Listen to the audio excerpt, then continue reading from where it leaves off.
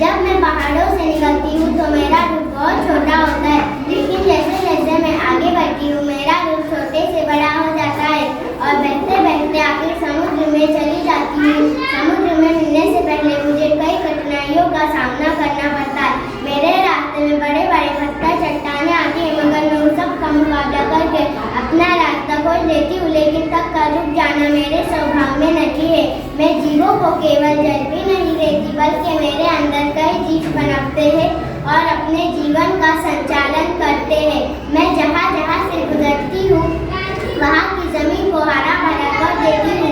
लोग मेरे जल से खेतों की सिंचाई करते हैं, जिससे खेतों में अनाज उगता है, जो कि सभी जीवों की जरूरत है। मेरे जल से बिजली बनाई जाती है, जो कि आज सबकी जरूरत बन गई है।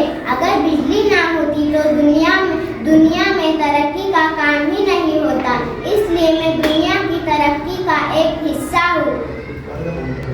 लेकिन अफसोस तो मुझे तब होता है जब मनुष्य मेरा उपयोग सिर्फ फायदे के लिए करता है। वो मेरा बिल्कुल ख्याल नहीं रखता। मुझमें कूड़ा कचरा, कारखानों का गंदा पानी, प्लास्टिक इत्यादि चीजें डालकर मुझे खराब कर देता है। ऐसा करके मनुष्य